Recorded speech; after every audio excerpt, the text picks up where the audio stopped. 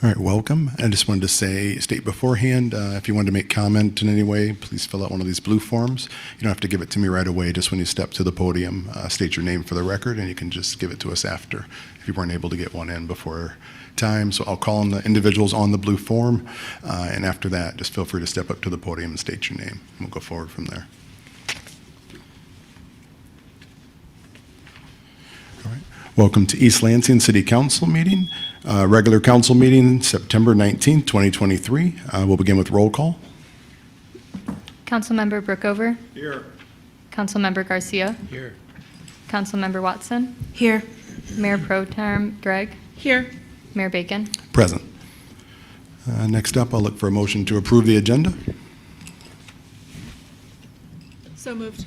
Second. Moved by Mayor Pro Tem Gregg, second by Councilperson Watson. Discussion? Hearing none. All in favor? Aye. Opposed? Motion carries. Next, I'll look for a motion to approve the minutes, regular city council meeting, September 5th, 2023. So moved. Second. Moved by Councilperson Watson, second by Mayor Pro Tem Gregg. Any further discussion? Hearing none. All in favor? Aye. Opposed? Motion carries. All written communication received by council are posted to the online agenda packet, and that's all communication received before 4 p.m. So if you sent in something after that, it will not appear yet on the agenda packet. It can be attached later. Next up, communication from the audience. First up, Josh.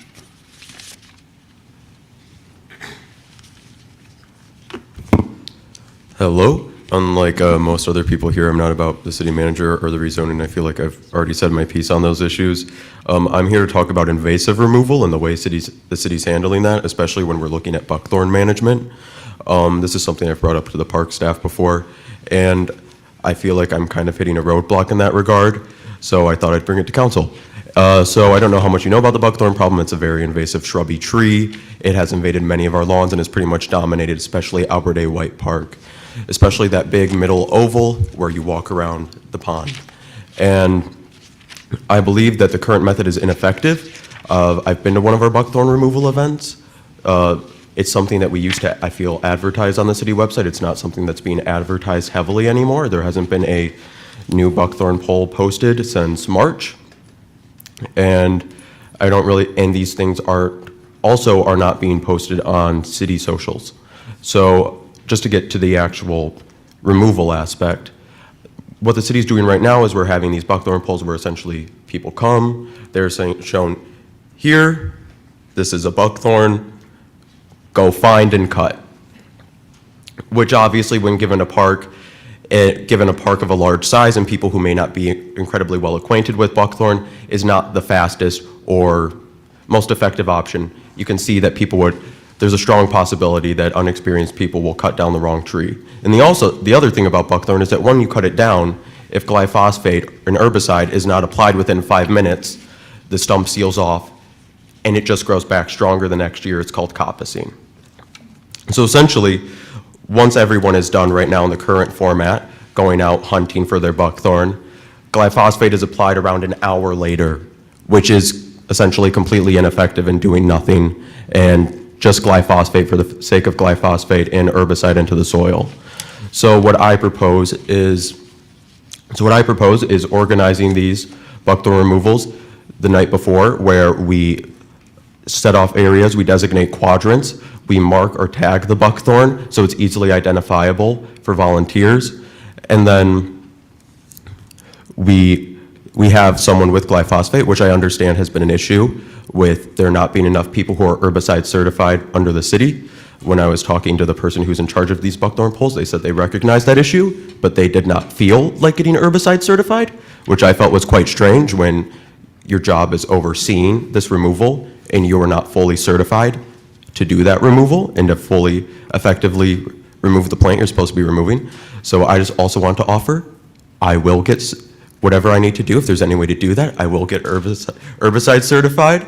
If the city wants me to, they can contract me for free. I will do that completely on my own dime and organize all of this myself. And I've been removing this buckthorn, so it's something I have experience with, and I would like to say the areas I've been removing it from have 0 growback rates. And so when we line it up into quadrants, we immediately apply the glyphosate. That's not something that takes long. It's literally just spray onto the stump, boom, there we go, on to the next one. As opposed to having our herbicide certified people have to hunt through the forest to try and identify tiny little stumps. This would be much more effective and something that I've already expressed much grief about to city staff, and I was yelling about in my yard on Sunday morning. So I'll end it there and let probably the most important discussions take over, but I do want to say letting invasive plants dominate our park is ecological colonialism, and yes, thank you. Thank you. Tim?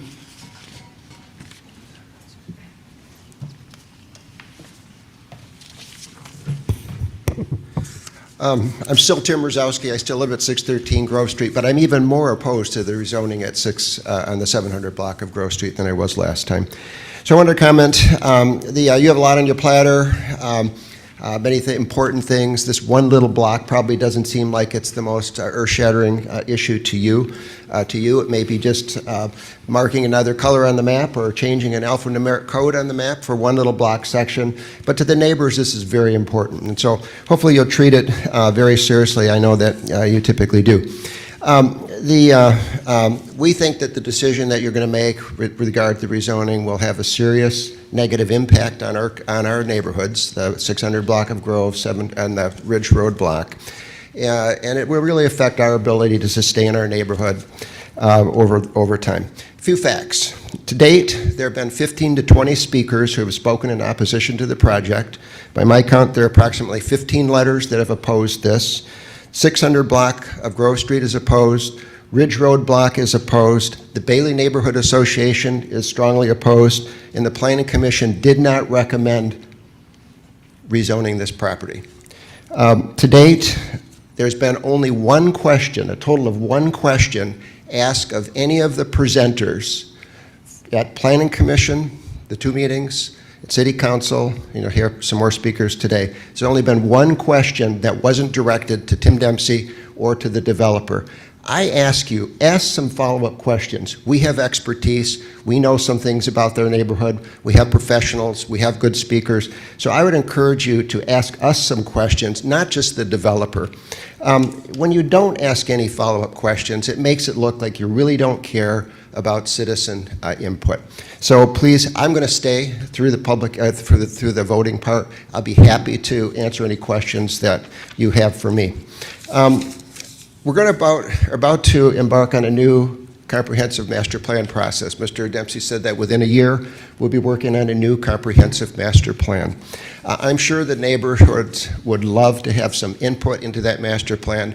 Personally, I think that what we need to think about doing is creating a new zoning use category to handle these types of properties. I think that going to RM32 is totally inappropriate. It's not even anticipated that this parcel would be RM32 under the master plan. The master plan never mentions RM32 for this block. The domino effect. Last time we talked about the concern that some of the neighboring properties would also seek it. Well, on your consent agenda right now, we already have. We have the property across the block who's now asking for the same thing, RM32.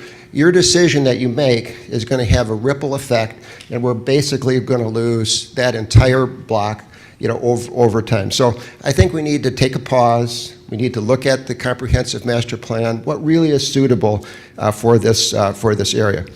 The bottom line is Hagans don't know what they're going to build. The planning department has no idea what they're going to build. You don't have any idea what they're going to build. The neighborhood has no idea what they're going to build. So you're zoning something. Remember, the zoning goes with the property. It stays with the property. What we know is that there are 4 property owners on the west side, and then Hagan Realty has bought 2 properties. I think they may have an option for the 3rd. Those properties could be sold. They could flip it. We all know that development projects in East Lansing, they change. Look at the corner of Abbott and Grand River. There are multiple different developments that were proposed. So we have no idea what's ever going to be built in this area or what the downstream consequences would be. Planning Department has not, in my view, has not given you all the details about the property. So I looked very closely at what RM32, RM14 would mean there. For example, RM32, none of those properties in the 700 block, or all the properties would be non-conforming if they were proposed as a multifamily project. The only way they could be conforming would be to merge the properties. Well, how will they be merged? Is it just going to be three? Matt and Kevin and Brian, who 30 seconds remaining. I have no particular issues with, but they could easily merge the properties. How many occupants? That question came up last time. I heard 90, 92, 24, 18. I'm an architect. I looked at the properties in detail. I looked at all the property descriptions, the property dimensions. I looked at the stormwater systems. I looked at the topography. The answer is those three properties can have 72 units, 54 parking spaces, without coming back to you at all. They just simply be approved by permit. 96 units, if they were willing to put some parking underneath one of the buildings.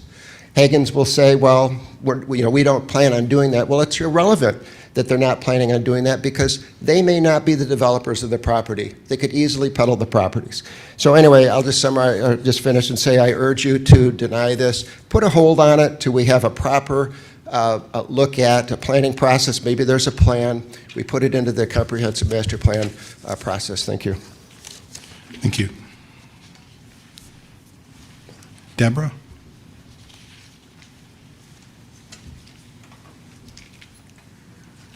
Good evening. I'm Deborah Ann Stewart. I've had the opportunity to reside and be a property home owner in the 600 block of Grove for 64 years. Our second Stewart family letter is in support for maintaining College Grove as a historic district by maintaining the current R2 single-family zoning in the 700 block of Grove Street, and therefore deny the rezoning of 7 properties to RM32 in the 700 block of Grove. It's critical at this time that the City Council members recognize that the master plan is outdated, since so many new apartment buildings and housing units have been built since the plan was designed. A need no longer exists. The master plan is a working guide, not a decree. The master plan should be revised according to the relevance and changes in the community before making changes in zoning based on it. Most important, the applicant is making an overreach. Concerning is the fact that rezoning to RM32 allows for many more uses than what is addressed in the application. It is an overreach which our father, Roger Henry Stewart, who spent many hours researching and discussing with residents when serving on East Lansing Zoning Board of Appeals and Commission over his 98 years, would advise you of. We write and speak to you as the persons, along with our neighbors, most affected by your decisions. It is relevant for City Council members to review the Historic Preservation Code of the City of East Lansing to further the character and composition of its heritage neighborhoods to promote historic districts for the education, pleasure, and welfare of the citizens of East Lansing. One of the 7 properties is a historic home, as you know. We've grown up, studied, taught, researched, and lived in the College Grove Historic District for 64 years. During this time, our family members and I have paid taxes to the City of East Lansing and chosen to reside in the location due to walking distance to schools, the university where we work, and the libraries. The area continues to be ideal for families, young professionals, persons with their partners. There is no reason to rezone the 7 properties identified in the application. The applicant could consider other appropriate locations or refurbish the 2 properties they brought to rent to R2 renters, single family, to further the community. Our only response from the applicant rental company thus far was it would not make them enough money from their renters. This is surprising, as the applicant currently rents 229 properties in East Lansing. The position of its neighbors is the applicant could invest the same funds into refurbishing their existing properties on Grove. 520, 524, 530, 538, especially the outside and lack of landscaping consideration. We question why at this time would City Council members reward poor property management behavior.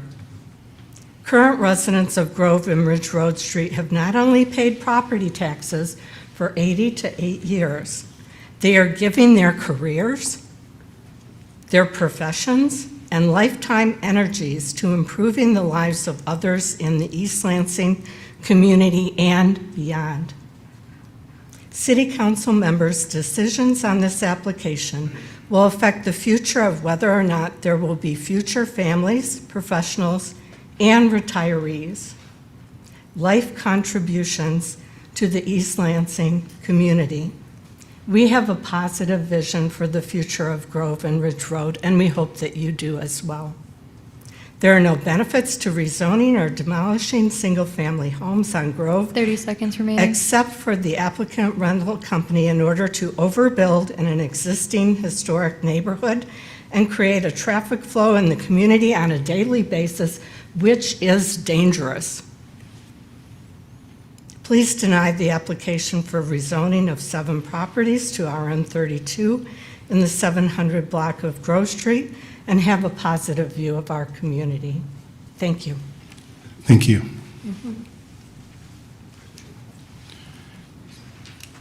Jeffrey?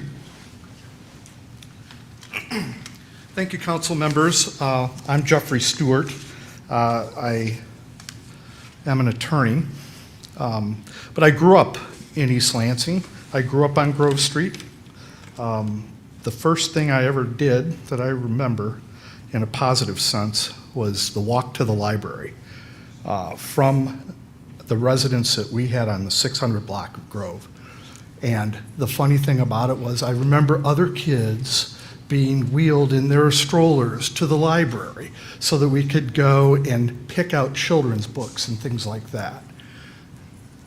What's interesting now is the proposal before the board is asking not only that you commit something called spot zoning, which is known to be rather unconstitutional as well as discriminatory against other property owners, but it doesn't follow what's been outlined in the master plan for the city of East Lansing. And I understand, because we all know, we have seen a transformation in the last, say, 5 years of the downtown area and the high-rise apartments that have gone up. But I want to speak as a homeowner, as an individual who still has ties to this community, who has proudly been devoted to East Lansing. I'm a graduate of East Lansing High School. This city has done a lot. This building that we're in right now is a school. When that school closed, there was an outcry that this particular building should be bulldozed, and they should develop it and turn it into apartments, because obviously students need a place to live, things like that. This has not happened. In fact, this is a beautiful community center. This is a beautiful building. This is where I learned to swim. And it was the council, it was the planners for the city who made that decision to preserve really a historic landmark. And that's what you have when you look at College Grove. College Grove neighborhood was a place where professors and their children and their wives had a family and raised a family while they taught at Michigan State University. There wasn't a marriage of convenience at that time, back in the 50s and 60s and the 70s. that would cater to the idea of convenience and the ability to have a car to drive around and get about. And that's what, if we take a look at who the petitioner is and what they do, and you go ahead and Google their particular website, Hagen Realty, and you take a look at the number of properties that they own and who they cater to, it's all about convenience for students. And it's all about putting as many people as they possibly can into a building that they're going to squeeze on 1.85 acres of residential property that has been always a part of the Grove Street neighborhood. So we believe the council should reject this whole idea outright. There is the idea of a master plan that will be eventually prepared and presented. It's not. By making a denial of the petition right now, it's not going to deny the petitioners their rights to pursue what is going to take place in the next year to 2 years. So I appreciate the board listening and the council listening to the neighbors, and I think it's quite clear they are not happy, and they have every reason not to be happy. Thank you. Thank you. Public comment?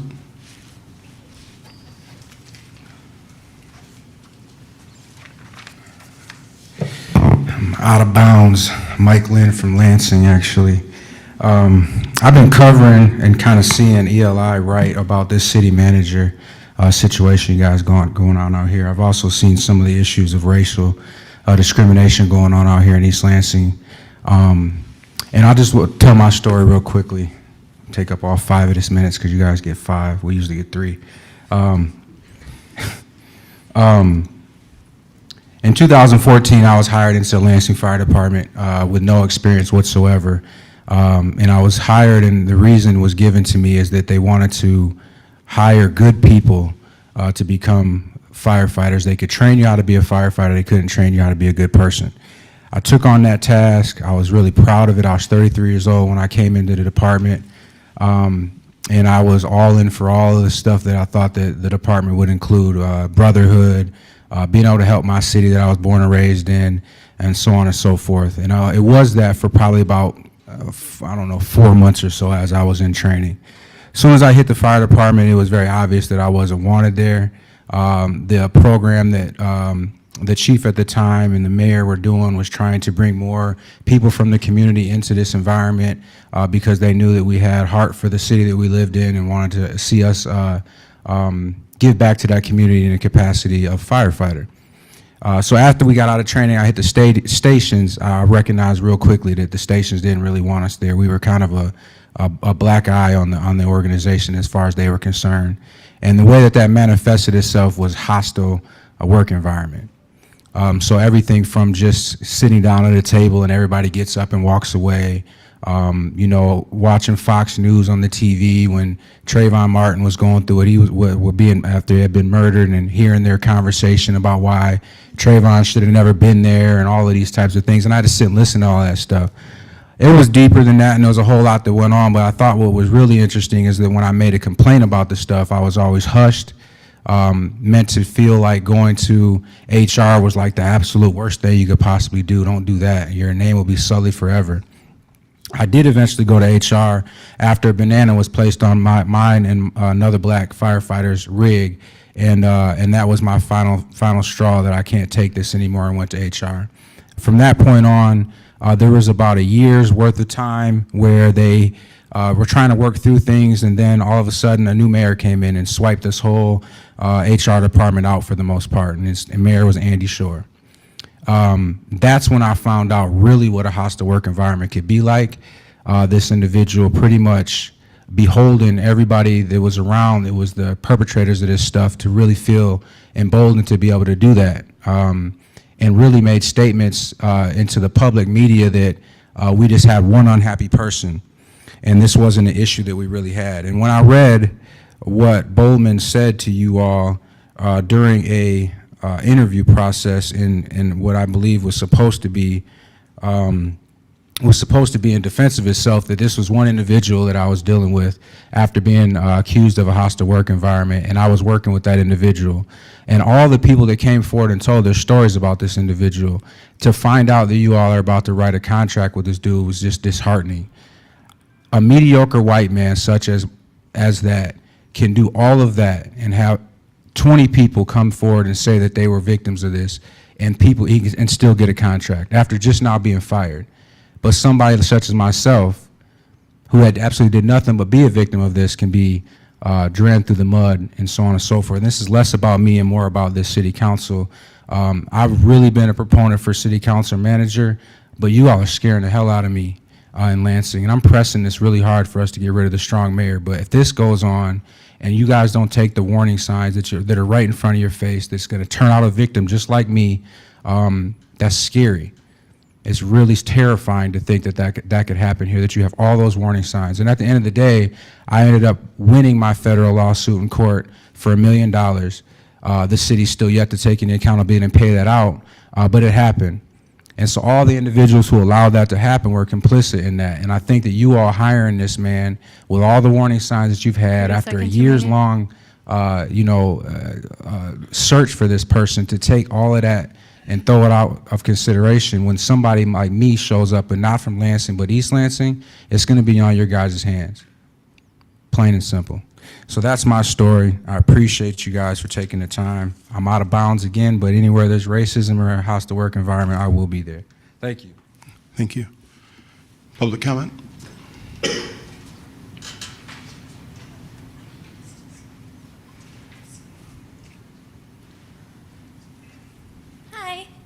My name is Lily Spirit, and I live at 254 Ridge Road, so I'm a Ridge Road resident.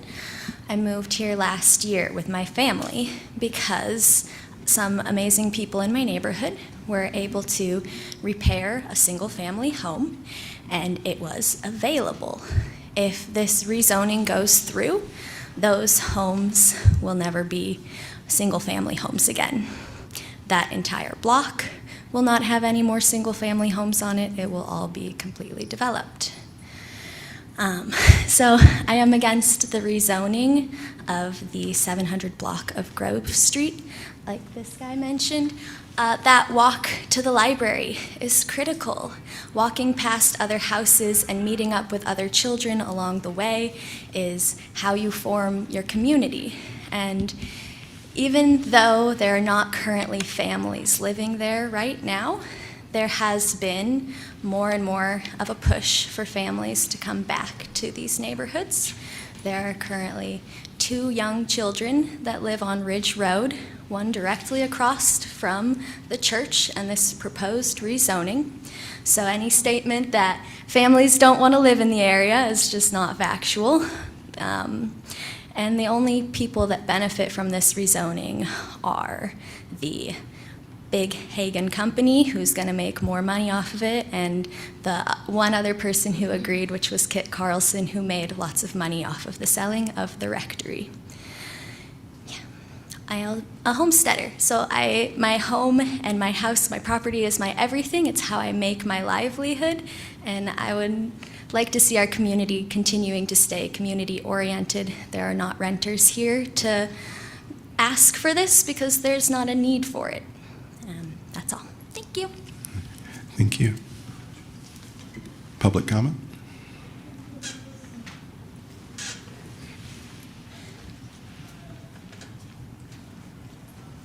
Good evening. Lisa Hominick, 222 Ridge Road. I will not take the full 5 minutes, take much less. I just want to read a couple of sentences from the letter that I hope you have in your packet. I didn't see it online, but what if somewhere down the road a property facing Abbott that's currently on the market gets added to the mix? In addition, what happens if the east side of Grove wants to rezone? More single-family housing obliterated. In that case, my backyard might face a parking lot instead of adjacent yards, which makes it easier to get to know neighbors. I'm not saying either of these would occur, but it's plausible. Your consent agenda shows you that that's very possible, that the whole block could go. Please, please, keep in mind the density question. Young families, children, seniors wanting to age in place. Thank you. Thank you.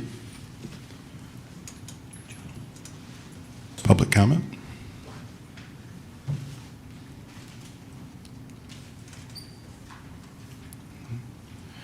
Seeing none. Anyone in the online queue? We do have a caller in the queue. Caller with the last name Peterson, you're welcome to address council.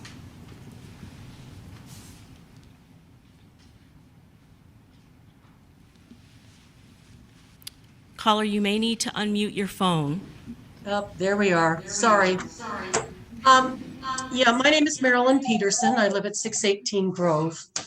And I've already written a couple of letters. And I really don't have much to add to those except to point out that basically this is a terrible idea that would benefit only prospective developers and investors, if them, maybe not even them.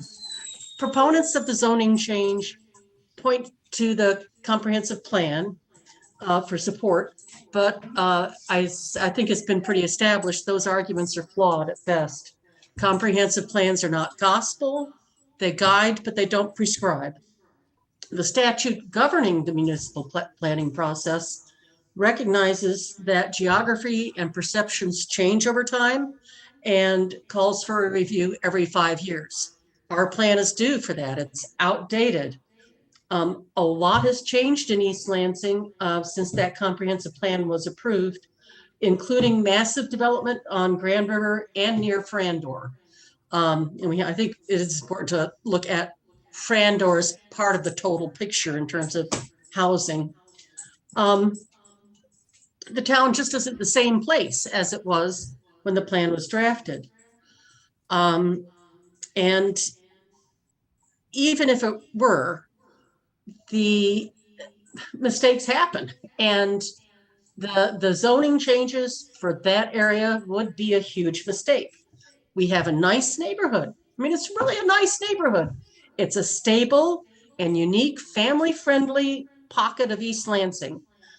It's homey. It's walkable to virtually everything in town. And I too am one of those moms who really enjoyed being able to walk with my son up to the library and walk back. You know, when my son was in high school, you know, I had teenage boys in and out of the house all the time. It was great. We have a real neighborhood and it functions and we have a mix of people. It's a wonderful community. Please do not ruin it by approving this ordinance. And I'm happy to answer any questions anyone may have. I think Tim made a very good point that we're here to answer questions as well as offer up testimony. That's it. Thank you. Thank you.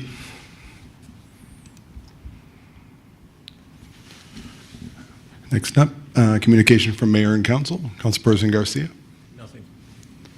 Councilperson Brookover. No, thank you. Councilperson Watson. No, thank you.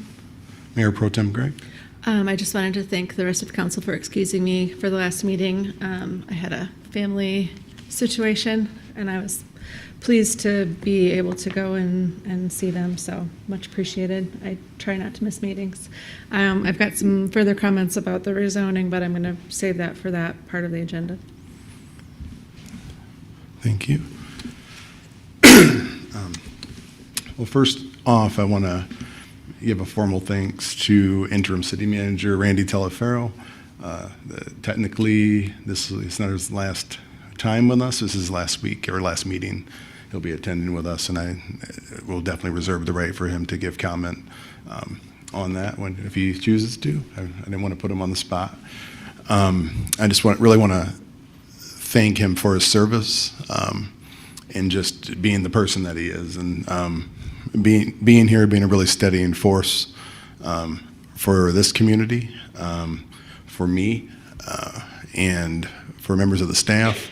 I want to thank you for your attention to detail, and even your concern for all things really, particularly staff-related, from areas from job descriptions, compensation, just all the areas that you came right in and dived into.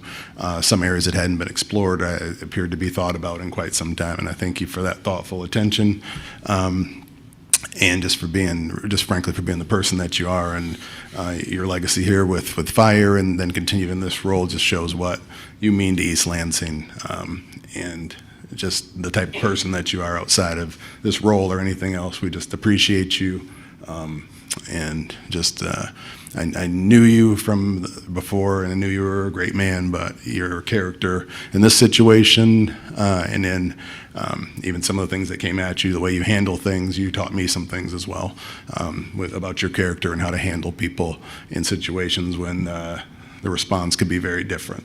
So I thank you very much for that. Second, homecoming week. So as the city prepares for the homecoming parade, we'll be out there on Friday. I think this year participation, myself and Councilperson Garcia. Am I forgetting anyone else? Anyone else going out? We'll be in the parade and participating. Please come out and support the parade in the community. It's a ton of fun. Myself and Mayor Pro Tem Greg and Councilperson Babcock participated last year, and it was my first time. It was really fun. It's probably one of my more fun encounters in the community with the students, with the young people. It's just an incredible vibe and situation. So I just asked to come out and support that as well. And if I'm forgetting something else, the city manager will catch it. But I think that's all I had for now.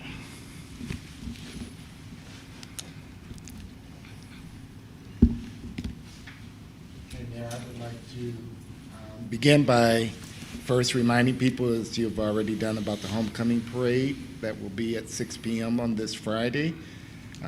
Looking forward to seeing all of the community residents and those that could come out and be supportive of the, again, MSU Spartans in the homecoming parade, and welcoming all of the alumni back. I'd like to acknowledge our East Lansing Meridian Water Sewer Authority.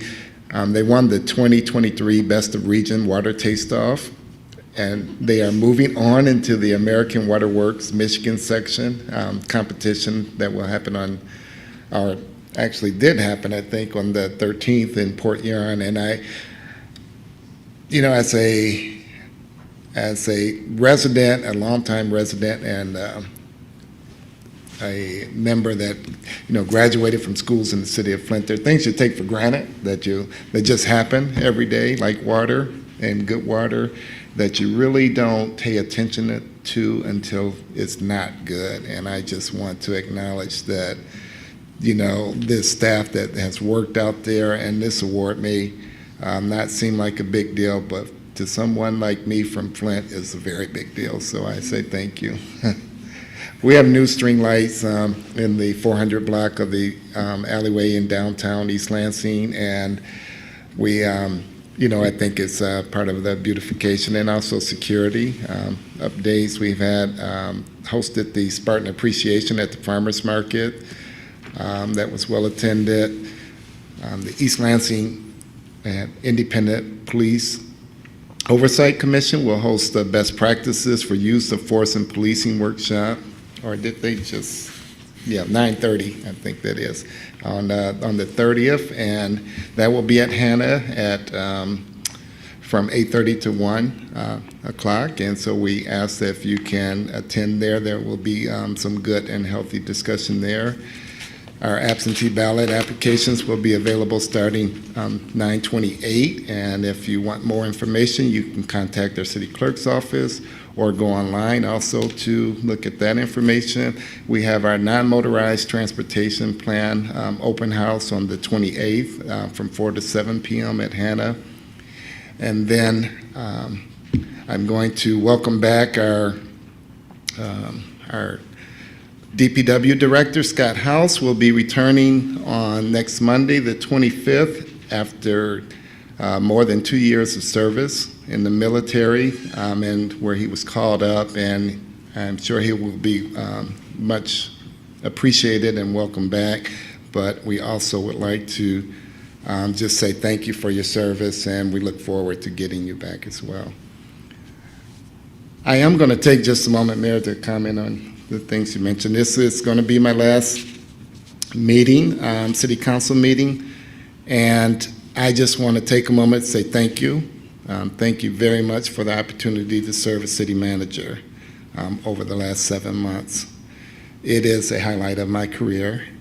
I've been fortunate to lead an outstanding community and an even more outstanding workforce during this period of transition. And I'm going to pause here for a moment. I want to do something and just ask the staff that are present if you could stand up and be acknowledged, if you wouldn't mind. I want to do this because often at City Council meetings we get the complaints or the issues that people are concerned with, but these people that are here and those that are perhaps listening and looking, and those that just quietly come in every day, listen, try to digest what has been stated, and then put their head down and go back to work very hard to try to meet the needs of the residents in the community. And that, you know, there's a narrative that is out there about turmoil and disruption and all of these things, and people can feel how they feel about those things. What I will say is this group has every day come in, gone to work, put their head back down, and did everything they could for the residents of this community. And I appreciate you, and I just wanted to acknowledge you at this last opportunity. Just say thank you very much for making my statement.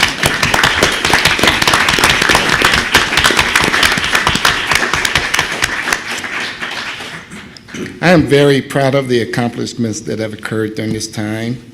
I know there are great things ahead. Despite the narratives that have been expressed, a number of good things have happened. We have continued to maintain city services at a high level during this period of transition. There's been very little disruption. Our residents have received the service that they've been accustomed to, and that's been an ongoing thing, and I again appreciate the staff. We had a number of successful festivals and events that took place that saw large crowds and a vibrant return to downtown. This includes the Art Festival, the Jazz Festival, very engaging season for Albert Al Fresco, tremendously successful aquatic season. We had our first extravaganza event. We had an active farmers market. We had a very seamless and successful return of MSU students. When what we typically describe as welcome week, and sometimes it can be a very difficult period of transition, but it was as smooth as it could possibly be. We had the opening of an outstanding pickleball facility. We increased staffing at critical positions during the budget process. We added police officers back into the payroll. There were 3 positions added. We added a fire inspector back. We have added a fire risk management position. I'm sorry, a finance risk management position. You can see my perhaps bias for all those years in the fire department. We developed and are working toward filling an emergency communications position that will soon be posted. We move forward with several development proposals, and we move them forward so they can reach a point of decision. I don't know what those decisions will be, but there was a lot of hard work to get the proposals moving forward so that council could make those decisions and move accordingly. And a lot of those had to do with some of the things that have been described as priorities in affordable housing space, and so there was a lot of work done there. We filled many senior level and mid-level staff positions, and I know there's been, again, a narrative of a lot of positions that were open or that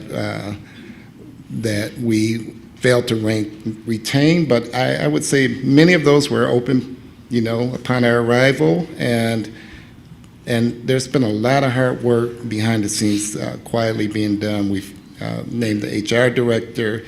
We're filled as of next Monday, both HR administrators position, a finance director, our planning and zoning administrator, our economic development administrator. We added the 3 police officers. We filled the police social workers positions. We've added the firefighters as they've retired, and also are testing for the fire inspector. We filled and added to the city clerk staff, and also again to the finance staff. We had some very meaningful meetings with MERS, our Municipal Employment Retirement System, and to develop some sound strategies to address pension funding concerns. And this is a little bit understated. That is probably one of the things that I'm really most pleased with, because I think it will have a tremendous potential for benefit down the road. And I know Penny will be working hard on that, but there were some really good discussions on how we could address some of the pension concerns, and I'm optimistic about that. We took steps to align job classifications and job descriptions, salaries, and wages throughout the organization. I think this will benefit a future discussion and then a continuation of a wage and job classification study. My first day was February 13th, and that was the day that there was a horrific event at MSU with the shooting. I don't know, I mean, in this day and age, when you have an event like that, and I can't necessarily take credit for the response on that day, I can say that I felt extremely, extremely proud of the workforce and the response that was given. And I can tell you I can say without a doubt that there are people that are alive today that would not have been alive were it not for the planning and preparation that went in advance of that incident. It's a horrific event, and I really struggle personally with being proud about the response at the same time of being remorseful about the event itself. But I know I was a part of the development of the active violence response team, and I know all of the training that went into that, the grants that were written to get equipment for that response. And the mere fact that all of that happened in this community, it was tragic, but there was no better workforce ready to respond to that incident.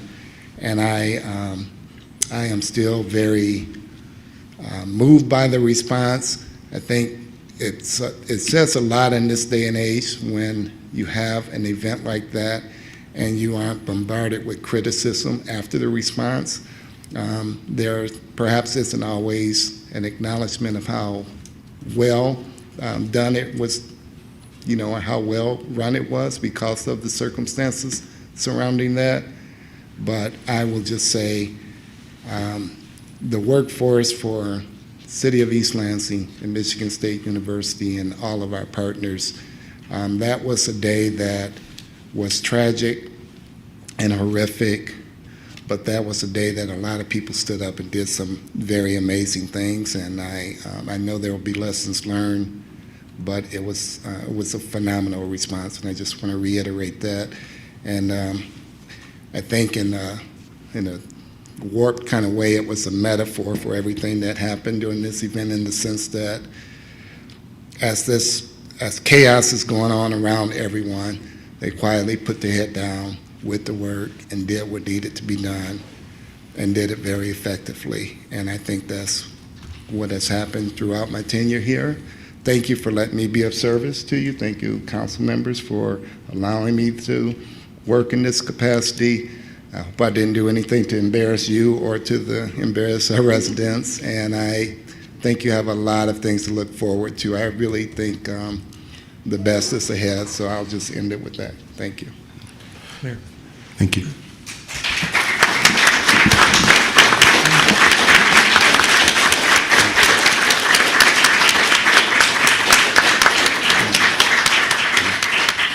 Yeah, I had planned to make my statements now, even though it's not a question for you. When I came appointed on this council in January, one of the first things I asked after the removal of the last city managers, do we have somebody in mind to bring in? I know Randy from when I was a lieutenant at Lansing Police Department. I was in charge of the media, public information officer, and he was the chief there at LFD. When I heard his name, I thought, heck yeah, bring him. He's a man of integrity. He's a hardworking man. He's a respected leader. So, and he came, again, I'm relatively new to the assignment here. I saw him as he navigated rough waters. Nothing came easy in his first month, and he already mentioned he came the night of an event that devastated this community. He could easily just step back and let everyone take the responsibility. He didn't. He stepped forward with calm, caring, compassion, and a steady calm.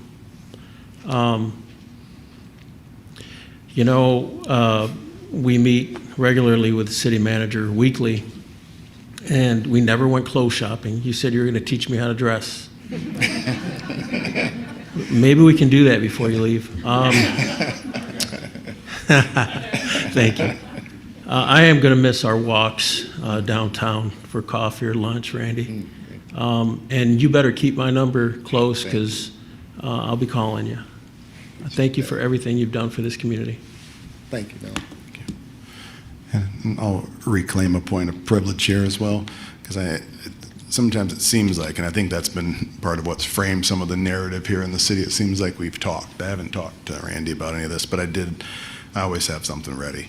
And, when we hear chaos and kind of the stuff, and even some stuff that drew Michael out here today and that kind of thing, to me, chaos is in some of the way it was projected, it was disrespectful to the staff and the people who are working day to day. When trash is being picked up, when the water's flowing, and this is just kind of fed almost into the spirit a little bit here, how you kind of laid this out. Police and fire are responding. Parks and other services are working. If those things are happening, we're not in chaos. And I think some of the conversations have been disrespectful. I know the next piece here, well, as people from Lansing obviously respond to our media, there'll be a new hit piece coming out here fresh off of this. But I'm resetting the narrative here as we get to approach the new city manager, and I do respect your concerns, and I know you from so many situations and where you've stepped in with us, and I respect you in that, but I also respect our vetting process and so my own personal vetting process. But I do respect and appreciate your concerns. I know you're coming from the right place, because I've been around you so much at this point. But crisis, this council was faced with crisis, and it wasn't of their own making. This is a council forged out of the departure of 2 council members in the middle of a worldwide global pandemic, not something of choice or of convenience. These are people, myself and Councilperson Watson, stepped into these roles under the conditions that were present at the time. We walked through, as a city and a community, and how I even got to know Mr. Lynn and others, a police-involved shooting in our own community that we had to navigate as a community that threatened to derail this region as a people and as in different cultures in different parts of the city. This thing was threatening to derail everything. But we were able to come together and have conversation, not agreeing at all times, but those are crises. Those are the types of things that this council and different iterations of this council have handled. We're coming off of February 13th, which alters this community forever. No one on this council bowed down or walked away. None of our first responders. I have to talk and have calls with police and first responder spouses concerned about their mental health and outcomes. These are the things that the public doesn't get to see on the day-to-day. Those are the types of things that are occurring in the background that we're handling and that the staff is handling. So when people are speaking to all these crises, these are the individuals and staff members that are handling this stuff on the day-to-day. And I find that, and I find the media portrayals, and I find probably what's going to come next, and their ability, desire to frame what's happening here as a city as we now approach a new chapter and near full staffing. That won't be the narrative, and you won't get to receive that narrative because it doesn't fit the narrative that's been framed already. Even a year ago, we're in crisis with our own schools and our school systems, and our young people are in crisis. It's not even our business necessarily to step in as a city and participate and engage that, but they're our kids. So if it requires engagement, this is the kinds of leaders that you have on this council that step into the fray. That could have been avoided. It could have been a political bomb, but you're lucky for this community. I'm not a politician. It was time to step in, and members of the community, like Mr. Lynn and other people from Lansing and all around of us concerned about our children and our community, stepped into the fray at their own peril in some ways to get involved. That's the type of leadership that's come from this council. So as I know it's campaign season, and I know these people, and I even Noel on these forums and doing these different things, and they try to frame kind of what the story is. But for the next piece here, until I'm out of this seat, I'll be framing the story for what we've really done here in East Lansing in the time that we've been in these seats. And I don't think there's a council that's ever sat in these seats or existed that's faced more difficult crisis and community changing events in this council. And I think they're going to go out on our own narrative of what that looked like. And just know, for the community, whatever you read in the media, and each individual, I tell people in here, we disagree in this, that many of us do talk offline. And you're going to hear the next piece is going to be in what happened with staffing and this, that, and the other. And this, that, and the other, we're approaching full staffing. The people who have wanted to be here are here. Members who wanted to take other opportunities took those opportunities and are successful, and are friends of the city and friends of members of the city and friends of myself and others. There's members who aren't here today, of staff that you respect and appreciate because of commentary in the media. There's members of staff who've departed the city that I had to give references for because of mentions of them in different medias in different positions where I had to step into the fray, and they asked that I never discuss it. But this is being framed in a way that's absolutely disgusting. And we're going to face it head on. I can't be quiet about this stuff anymore. I've allowed this kind of runaway train to run long enough. And to myself, as we move forward and reset, turn the page here, as a city, I'm going to give a direct apology to our D&I Director, Elaine Hardy. I feel the behavior of particularly our local media and other people, and just kind of even the implications of some of this stuff are absolutely disgusting. And I know it's been trying, and the real question when this piece comes out is, how does an employee of 20 years who has every option, one of the most respected people in D&I and the work in our community, why is she still here? Is that love for East Lansing? Michael Lynn came in and talked about hostile work environment. I think we got some questions to ask ourselves, but we'll move forward on this. You're going to hear from me kind of each week as we close out this iteration of council, but the outside forces are not going to frame our narrative anymore. To every other person in municipal life that's outside of here and outside of this echo chamber, some of the stuff, they just call this the anti-chamber of commerce for East Lansing.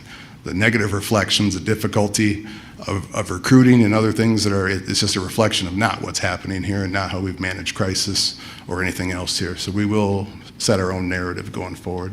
And I want to just thank this council, the former councils and iterations that helped us walk through this. It's been very difficult, and we've met the challenge. And this is we've met the challenge against historical and once in a lifetime events, and we've stood there and we've taken it. And but we'll be setting the narrative the rest of the way so this council goes down in the historical framework that it belongs in. So I just want to thank you guys so much. City Attorney's report. My items are on the agenda this evening. Thank you. Thank you. Consent agenda. Thank you, Mayor. Item 3.1, approve the guidelines for the poverty exemption review and policy, resolution 2023-11. Item 3.2, approve a contract change order with Hubbell, Roth, and Clark Incorporated for professional engineering services for the fiscal year 2022 major streets improvements on Burcham Drive in an amount of $76,690. Item 3.3, approve replacement of 11 windows at Fire Station Number 1 for $32,100 as an addition to the current Gordon Construction Services contract and authorize the interim city manager to sign. Item 3.4, approve a contract order with Hubbell, Roth, and Clark Incorporated for the fiscal year 22 local utility improvement project in an amount of $42,370 and authorize interim city manager to sign. Item 3.5, introduce and refer to the Planning Commission Ordinance 1525, a rezoning request from Michael Zawacki to rezone a 0.3 acre property at 730 Grove Street from RM2 medium density single family residential district to RM32 City Center multiple family residential district. That's the consent agenda items. Thank you. Motion to approve the consent agenda? I have a comment to make. It makes sense to me to move item 3.5 to after item 4.2 in our discussion along those lines. And so I'm looking to make a change of moving item 3.5 down to item 4.3 after the discussion on that area. Can we do that procedurally? Yes, so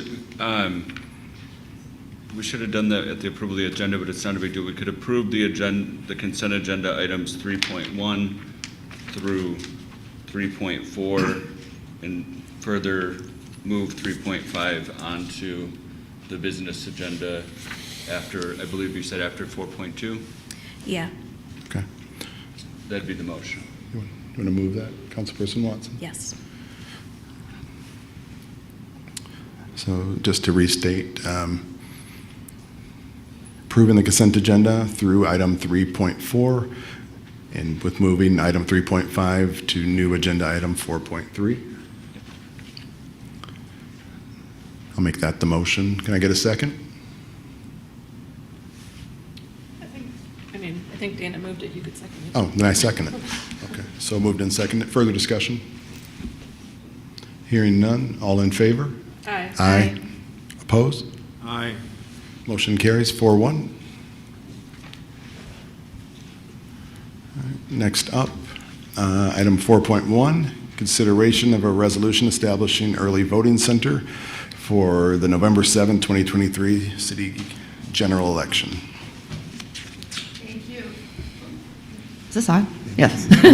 Thank you, Mayor and City Council. Marie Wicks, Interim City Clerk. I almost feel bad taking time out to talk about this because there are other heavier matters, but hopefully this is a positive thing. And before I say anything, I would like to introduce council and the public to the new council recording or minutes keeper. I don't like to use the word secretary. I just can't make myself do it.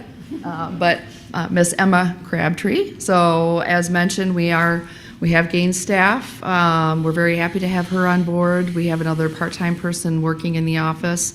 And as soon as I got here, I was able to hire an extremely competent chief deputy.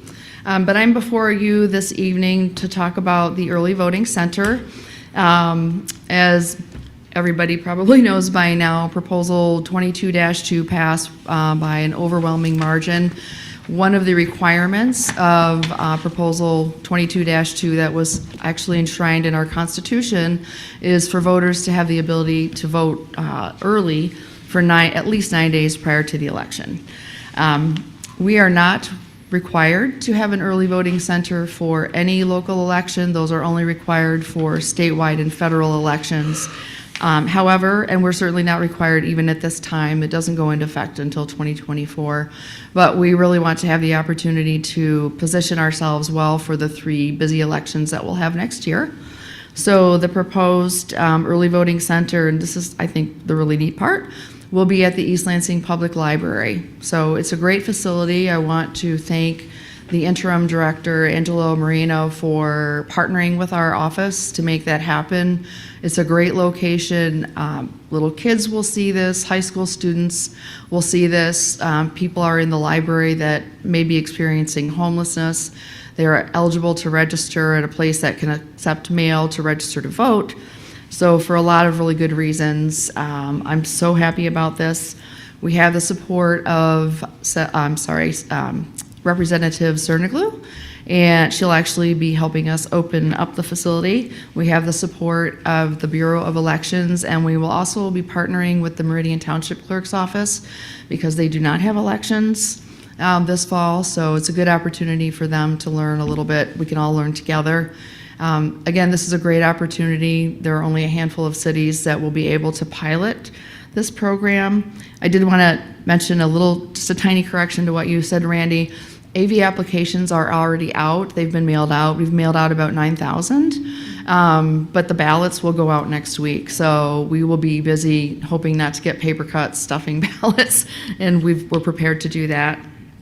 And then one last thing that I wanted to mention, and then I'll take any questions, is that I'm hosting I'm calling it, I have to read my own words, Precincts, Poll Books, and Proposals. It's a community conversation about elections. Everybody who knows me knows I love talking about elections. I want to do a look back 10 years about how elections were run at the time, so in person one day, on paper, to the changes that were brought about in 2018, then 2022, how we're going to implement those changes and discuss voter rights. It will be factual, nonpartisan, open to the public, again at the library, Monday, October 2nd from noon until 2, and then that Thursday, October 5th from 7 until 9. So be on the lookout for that. It'll be just a casual gathering for people to ask questions, and hopefully we can all learn and appreciate the transparency and integrity with which we run elections in East Lansing. So that's all I have. Does anybody have any questions for me? Are you still looking for more election inspectors? Yes. How might someone apply for that position? So if they thank were you for interested? asking. You can come to our office. You can apply online. I really love to share that 16 and 17-year-olds can work elections. High school students are phenomenal. Mr. Ramirez Roberts is actually a student teacher at East Lansing High School, so I've been pestering him to let me get into the high school to talk to them. And on that note, by the way, I will speak to any group that wants to learn more about elections. I'm working with Elaine on some connections. I'm working with MSU Vote. So next year in particular is going to be really critical to get out the vote, to get people, make sure that it's accessible, that they want to vote here. And so we're going to do everything we can. This is kind of a point of personal privilege, but my first position in city government was as an election inspector, trained by our very I was going to call you venerable, but that makes you sound old. I'm not going to use that. Oh, word. that's okay. I'm did. going to own sorry. it. I'm a boomer. Well-respected and Thank you. a long-tenured clerk, Miss Wicks. And I would just encourage anybody that has any question about the integrity of the election process to serve in that position. You get paid, you get snacks, you get to meet some other really interesting, engaged people.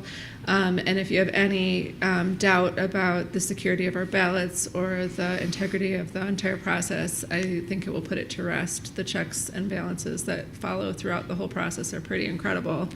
And the amount of collaboration and cooperation that goes on between multiple bodies is also just kind of staggeringly impressive. So even if you want to just do it for the entertainment of learning more about elections, it is a great way to do it, and you get to work with some great people. I've been a precinct chair for 7 elections, and of all the things that I've done working for the Bureau of Elections, working in the clerk's office, that's been the most interesting learning experience for me. I tell good stories also, and I put people to sleep, which is probably not hard to imagine, but I do like to talk about elections and election integrity. At the end of the day, it is a very serious matter. So, but everyone is welcome and encouraged to participate. Any other questions? Questions? Thank you. Thank you. Sorry.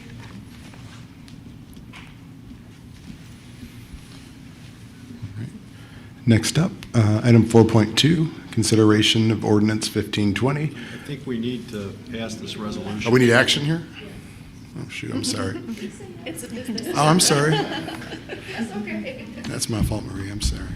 You were mesmerized. It was dazzling. I'll look for a motion. I'll move approval.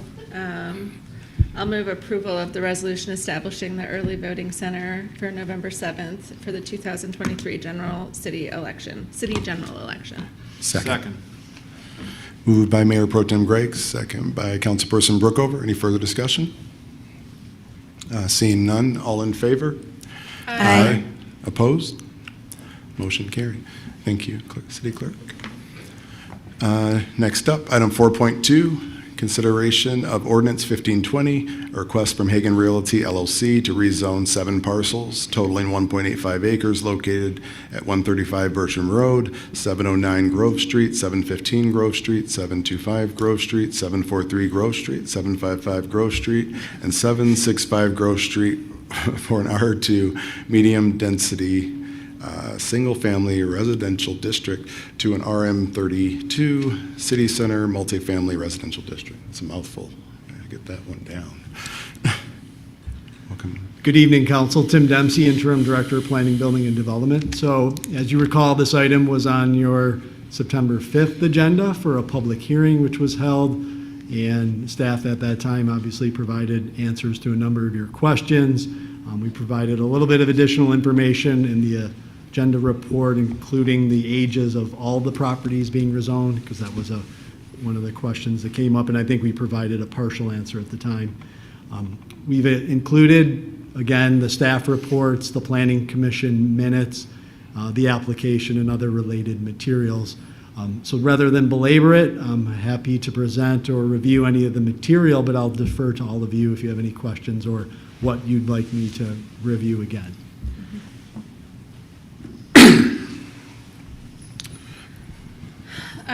I guess I have a question, partially just to kind of get it out in public, but also because there was a lot of tables in the staff report, and I am not sure that I followed all of them and the different things. So I did kind of look into our much maligned city plan, the bigger picture. And these future and existing land use maps are probably the most, they were the most useful thing for me in looking through that. But under existing land use, it's only broken down from single family into multiple family, and there's no like shades in between there. So is there like, in the future land use, the parcels under question here are designated as R4, which is up to 16 units per acre, but what we have ahead of us is more than that. The RM32 is could accommodate considerably more density than 16 units per acre? Or like, is there something in our existing zoning that is closer to the 16 unit? Yeah, so I think the best way to look at it, so there's a table that's on, if you go to page 5 of the staff report, so in the upper left corner, depending on what printout of the agenda you have, it could be page 8 of 84 at the bottom left. Okay. But it's the one that says the multiple dwellings unit estimates. Yeah. So if you get to that table, that's probably the one that is the best comparison. So what that tries to do is it attempts to look at the acreage, the size of each parcel, and the lots, the resulting square footage to try to calculate out what would be the maximum units allowed. Now, one of the challenges with that maximum unit allowed is that it's really going to, all of those are likely to be reduced, and some significantly, by parking requirements, right? Because that parking eats up so much of the developable land that it really limits then what you can construct on the site. But all other things being equal, that was our sort of best attempt. So without an actual specific site plan, what we tried to do is quantify that. So you can see you go from 7 units total in the R2, because you can only have 1 unit per lot, all the way up to potentially 100 under the RM32. But again, that unit number is likely to be reduced, as it would be in the RM22 or the RM14. If you're just comparing it to the future land use categories, you can see that the RM14 is probably a little bit closer in terms of a per unit to what the R4 is Okay. designated, okay? All right. So that's essentially what we tried to do. It's not a great apples to apples comparison, so. And then, can you remind me of the parking ratio? Yeah, so the parking ratio is that requirement where we have like a half space for a studio, bedroom, and then we go up to one spaces up per unit, scaling up from there. Okay. So, And then the other, I think you were still in the planning department at this point, but like, there's been comment about the size of the lot being like a less than 2 acre area. And then that kind of reminded me of the Hub development, which I believe is on like a 1 acre lot, but then they were given a considerable reduction in parking because of their proximity to campus, if I'm remembering correctly. Yes, yeah, so Okay. that's correct. There was a question around the RM32. There is a provision to reduce parking by 50%, but only if you're an adaptive reuse block near the downtown. This is not near that, so Right. they would not be eligible for that parking break. So they would need to provide the parking. Because I am obviously very sympathetic to the neighbors. I live in a neighborhood, and it would be very much of a change to have a large apartment building suddenly in my backyard. So I think there's kind of a scary tendency to imagine the worst case scenario when you see these numbers in terms of occupied, like allowed occupation. And that's a building that is on a similarly sized site, but we would never see anything close to that here because it doesn't have the same kind of situation that one had. That's correct. And the RM32 also does have, obviously, height restrictions in addition that to tamper that down. I think that answers all of my lingering questions. Yeah. Thank you. I think I said 0.5 spaces per the studio. It's 0.75. Okay. And then it goes up to one space for the one bedroom, 1.5 for two, and then scales from there. Okay. So just to clarify. Got it. Thank you. Thank you. Questions? I'll go next. On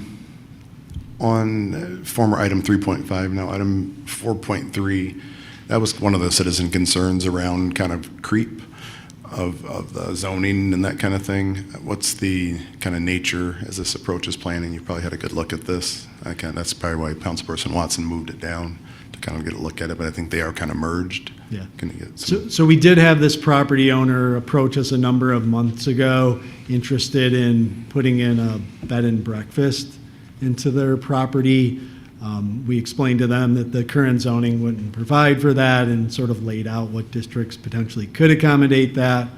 They came back with this rezoning. Now, the rezoning application that we've received doesn't specify that that's a proposed use, or they're not formally seeking approval for that. So like any rezoning, they would have the potential to present a site plan for consideration that would meet the RM32 if it were to be rezoned. So, but the owner, that's all the information I have at this point. The owner indicated that interest for a bed and breakfast, but again, can't confirm that without anything in writing. And would that zoning accommodate that, or would it be purely residential? Would there have to be some sort of other commercial zoning if you? There is wanted to the do that? potential to accommodate a bed and Okay. breakfast under that category. So. Questions? I think this might have been asked already, but I just need it restated. Why can't this be in RM22 or in RM14? So I don't want to answer from the angle that the developer would answer that, but I will say a couple things. One is each of our districts obviously has different requirements in terms of setback requirements, ground coverage requirements. You know, from what we heard from the developer, again, not trying to speak on their behalf, but this is true of our districts, is that you have greater flexibility with certain districts. And certainly the RM32 offers a little bit greater flexibility with some of those requirements, right? The setback provisions, the lot coverage provision. So without a specific project to really evaluate against each of those, it's really hard to say exactly how that plays out.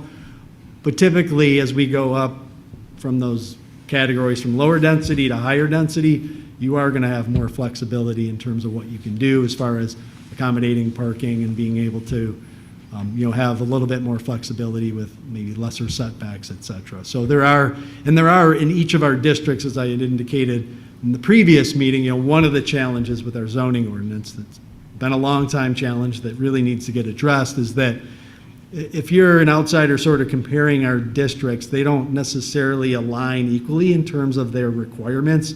Each of them sort of has these unique different elements, which can be very confusing because, in a lot of zoning districts and other communities, you see a lot more sort of parallel structure in terms of, okay, this is the setback, this is the height restriction, and then within ours you have that, but then you also have interesting things like, within the RM32, if you're in this particular district, you get a 50% reduction of parking, and elements like that is one example. So that can make it quite confusing.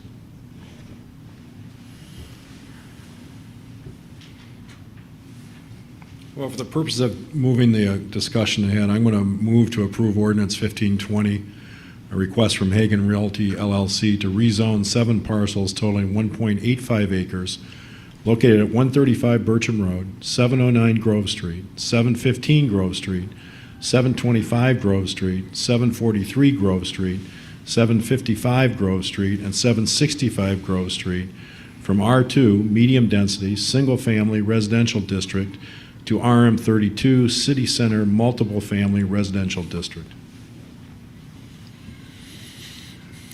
Look for a second. I'll second, and I guess I can give my personal opinion about this. So I'm feeling unexpectedly nostalgic just because this kind of triggers one of the reasons that I ran for council, which was to move our master plan future use categories into permanent zoning. I'm a small business owner, and I saw the need to have that kind of regulated so that we stopped having these conversations about, well, this is how it's zoned currently, but this is how we've envisioned it being zoned in the future.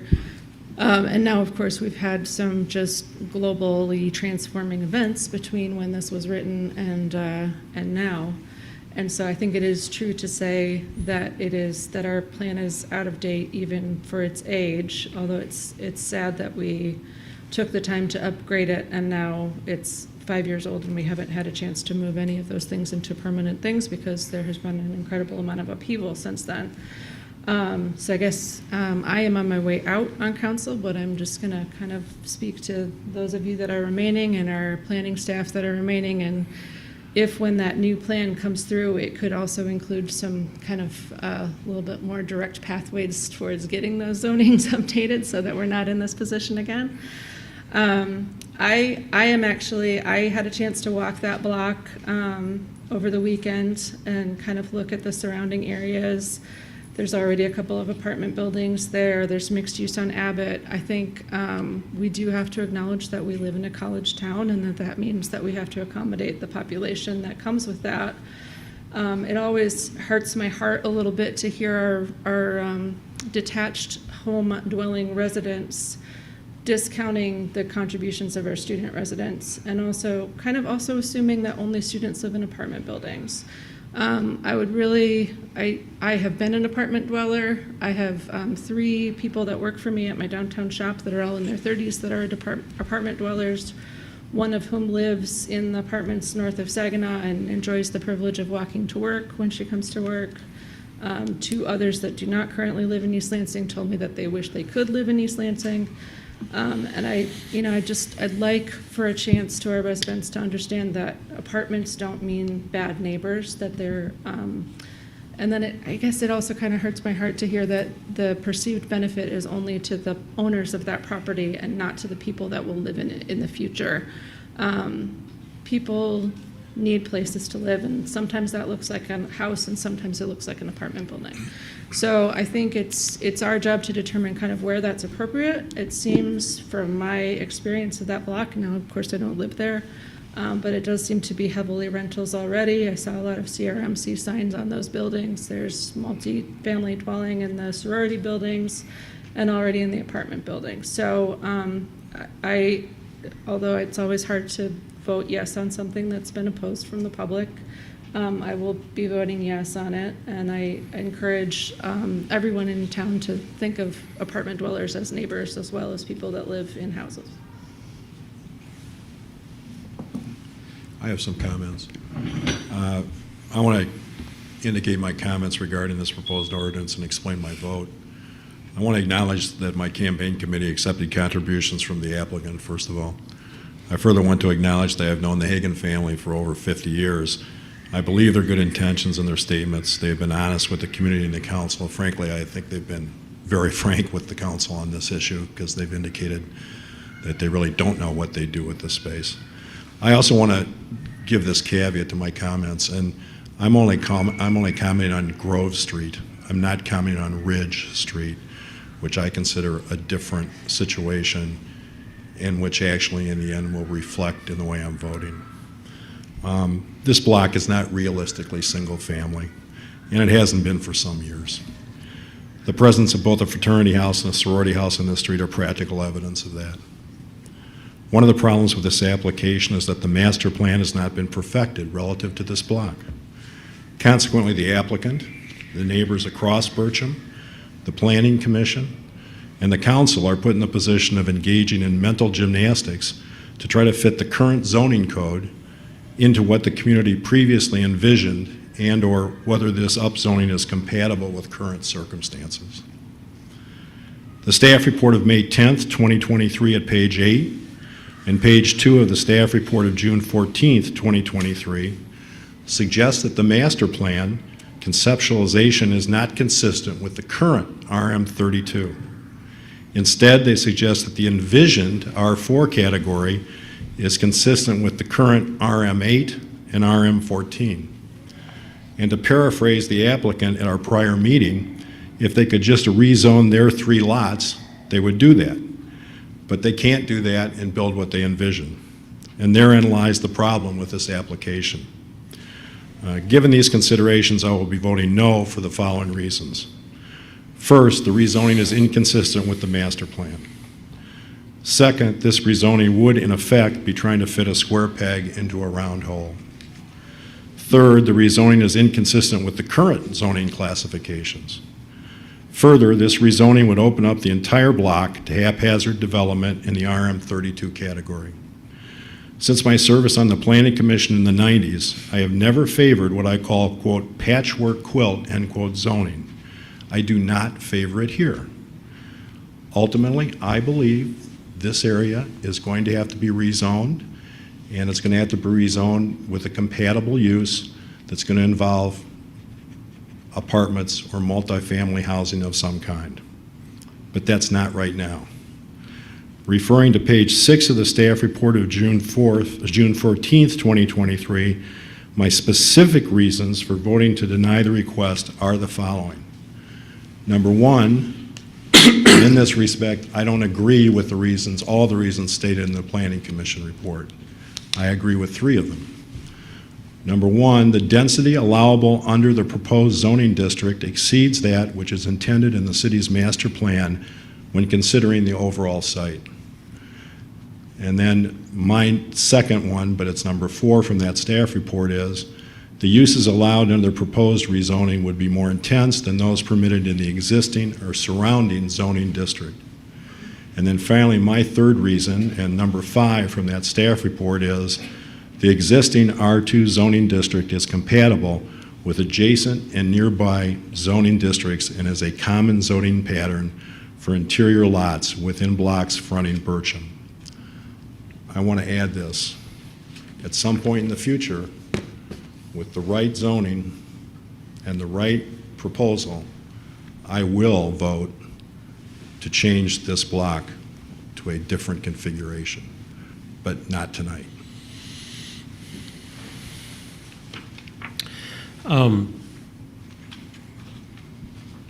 I came tonight prepared to vote yes on this.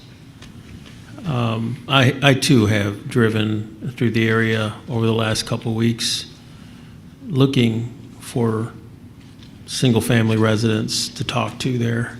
I found none. and then made the argument to myself that we're hearing from everyone across Burcham, and that's too far, and that's a major road, or semi-major road, and it's not going to affect that neighborhood. Well, that's easy for me to say. I'm a mile and a half away from that area. And then I heard from somebody tonight, two people maybe, from Ridge Street, Ridge Road. I didn't go down there. I should have. That's more residential. That changed my mind today. Also, I think we all sit here representing our constituents. I've heard a lot from the constituents here. I can't ignore that, so I'll be voting no on this. Further discussion? I have a question about the rules. We can't cap the number of stories or the number of units. No, just has- not in this way. The only way that could happen is if an applicant proposed a conditional rezoning where they voluntarily agreed to do that. In that case, you could then adopt that plan, but that has not been the case in this application. And I think I'll close the loop with based upon my question from before on kind of the citizen concerns that I found most legitimate is creep and this kind of thing. You know, is there going to be a parking lot in my backyard? That kind of thing. I do generally support. I've driven this area quite a bit, and it's obviously right by the high school and football field and the library. Everyone goes by there all the time. I think redevelopment is prudent in that region, and the right plan per Councilperson Brookover statements would be good in that region. I don't think it's going to stand as single-family housing, and we do welcome a kind of a conglomeration of what everyone's stated up here. In support of a redevelopment, I'm now feeling challenged on the zoning question in here, and as obviously we're going to take up this question next. I'd like to see this looked at more comprehensively as we're raising this question, which is very difficult, and I think Tim's explained that, and as the Mayor Pro Tem said, just based upon the master plan and some non-descriptive things, and like we said, how much 5 years is different than what 5 years was when we started this stuff. So my vote on this would be no, but not in perpetuity. If there's something brought to us that has some detail to it, as well as just looking at this issue of creep and these other things crossing the street and from odd to even and that kind of thing, that is concerning for me from that perspective. So we'll go forward from there if there's no further discussion. I had another question, but it might have slipped my mind. I would like to vote yes. I hear that it looks like this is going towards a no vote. Just kind of speaking to what Mayor Pro Tem said, I think our community should be open to our renters as well as our owners. I heard the discomfort of, again, the amount of occupants and the stories, and so I think it's, that's what my question was. I want to understand more how and who it benefits when we don't ask for more specific plans before we are able to make a decision on the rezoning. Because again, that was something that stood out for me, is people were concerned about the built height and the number of people. And so, of course, it feels more comfortable if you have somewhat of a clue on what it is that you're approving or what it is they're agreeing to build on. And so I'm not sure if the process is in support of what the community needs or what we need to be able to make our decision, if someone can just propose, I need a zone change, without giving us more depth on what it is that they're looking for. It's just, something to think about for everybody.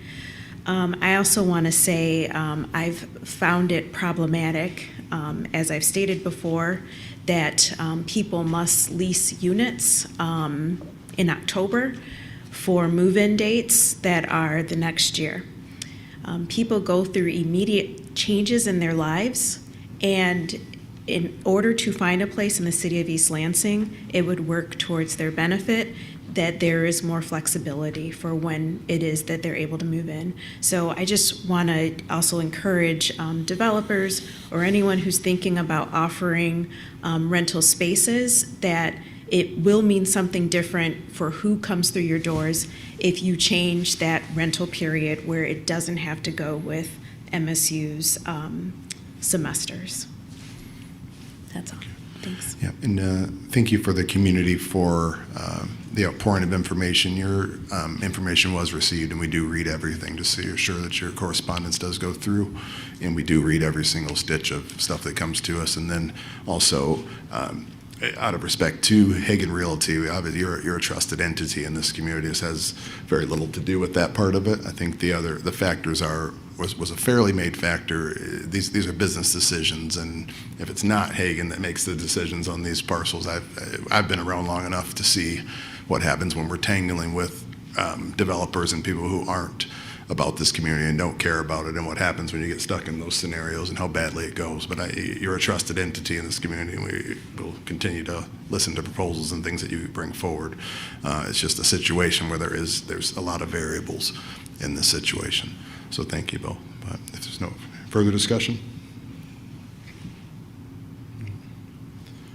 All right, hearing none. All in favor? Aye. Aye. Opposed? Aye. Motion fails. 2-3.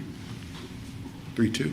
3-2. Long day. Next up, item 3.5. Now formally item 3.5, now item 4.3. Introduce and refer to the Planning Commission ordinance 1525, rezoning request from Michael Zawinski to rezone a 0.3 acre property at 730 Grove Street from R2 medium density single family residential district to RM32 city center multiple family residential district. Yeah, good evening again, Council. Tim Dempsey, Interim Director of Planning, Building, and Development. So this was originally on your consent agenda item because we simply need council to take the action to introduce the ordinance and refer it. They did apply for this rezoning. It needs to go through the formal review process. So staff review, then the Planning Commission for a public hearing, and then subsequent action. And then it would return back to you for action. It's the same process as we just did with the west side of the street. So I would ask that you, of course, vote this forward to refer it to the Planning Commission, but happy to answer questions. Okay, so it's not like the last action we took. This is just to vote to take it over to your department. Yes, you're just referring it to the Planning Commission for their consideration. It's really the applicant is essentially entitled to that. I can let the city attorney speak to that sort of legal obligation. Yeah. Yes, so under the Michigan Zoning Enabling Act, this is an administrative process that we are obligated to follow. So I certainly would also recommend that we push this through. It does give council the obligation or the ability to review the report of the Planning Commission and be able to make the ultimate determination, but the process is required under state law. Okay, thank you. I move to introduce and refer to the Planning Commission Ordinance 1525, a rezoning request from Michael Zawacki to rezone the 0.3 acre parcel at 730 Grove Street from R2 medium density single family residential district to RM32 city center multiple family residential district. Support. Further discussion? Hearing seen none. All in favor? Aye. Opposed? Motion carries. Next up, item 4.4, formerly item 4.3, consideration of city manager employment contract.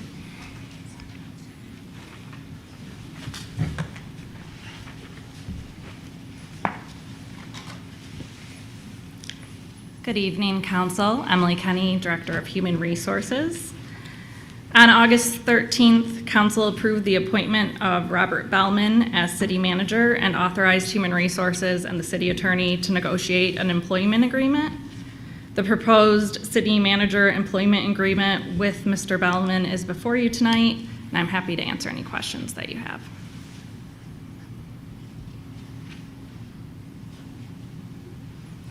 Questions?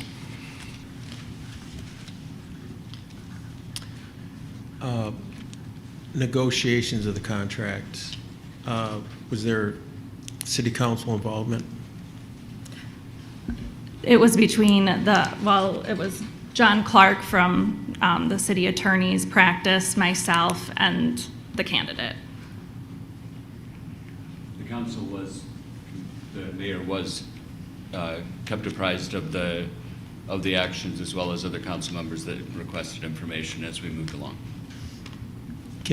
Okay, I wasn't, so can you say who was? Well, I can say that I requested information from Director Kenny. I just called to kind of find the status on the contract. And then I had a suggestion to her, which was to include the 360 review in the first year of employment. That was something that if it didn't make it into the final draft, I planned to suggest tonight. I just think it's important when you have long-term staff and a new manager for there to be an opportunity for input from staff in that formative period of time where everyone's getting to know each other. So that, I see that it is in here, which I appreciate, but I did indicate that I plan to request that if it was not. So that was the only involvement that I had, other than I think we talked about setting a limit on the compensation when we initially put the job listing out. And then my understanding, and Director Kenny, you can correct me if I'm wrong, is that most of the other stuff is kind of based on Georgia's contract outgoing and then kind of industry standard for what is expected of these jobs. Yes, that is correct. Yeah. Yep. You still have the floor. Okay. So the agreement on salary was what, 180? Yes, correct. And what was the range that we had on the job description when we posted? 170 to 190.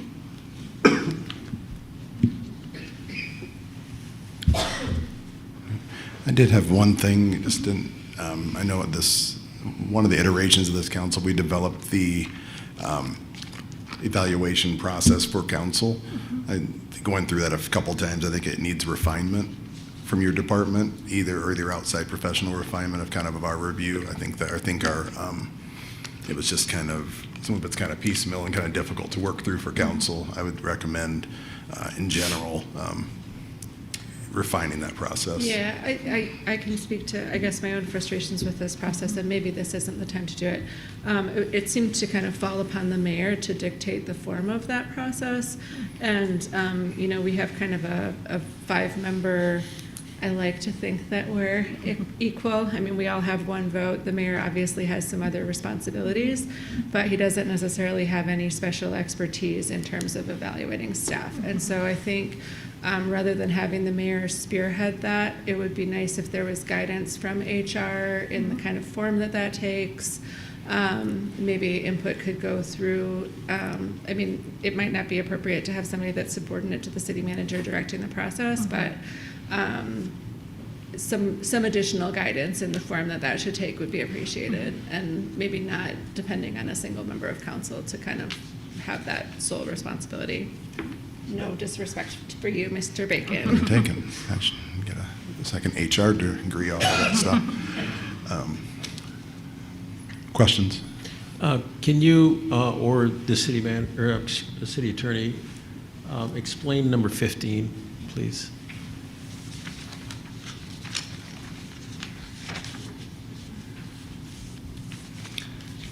So I'm happy to do that. That's in all of our employment agreements. We have an indemnification and hold harmless, and the idea is that for all employees, and that applies to all city employees, that when they're acting within the scope of their employment, that to the extent that they are subject to a lawsuit, that they are defended by the city.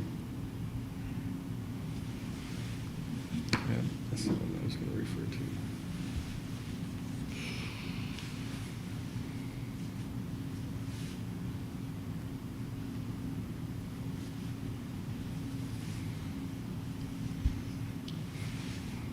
I guess I can speak to one more thing that was kind of important to me that I clarified with Director Kenny when I called.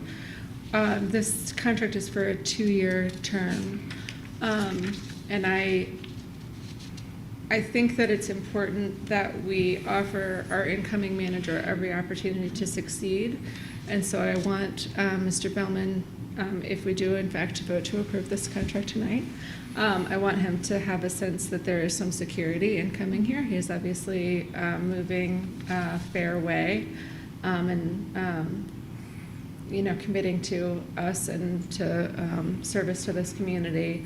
And so I think having a longer-term contract is actually an important part of that. I was one of the no votes on the approval of Mr. Bellman as a candidate, but I do think that, I respect that the rest of my fellow council members did not feel the same way, and that we have Mr. Bellman coming in, and I think that he should have every opportunity to have a success in this position. And so I think security in terms of salary, security in terms of contract duration, I think all of those things are important for him to be able to have the trust of continuing, sorry, that's not a word, in this job. So actually, although it might be expected that I wasn't in favor of that as the no vote, I actually do think that that's an important part of success here. So, and that and the opportunity for evaluation were the two things that were important to me. So.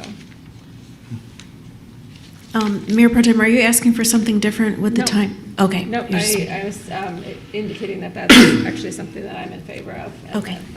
that, I appreciate that it's here. Thank you. I'm having trouble hearing you today. I don't know if it's the volume or if it's the... It's a little echoey. It's a little, Yeah, it's a little bit. Just having trouble hearing. Yeah, there's a Is that little, something little different? something happening today. Wait, I jump in the fourth quarter.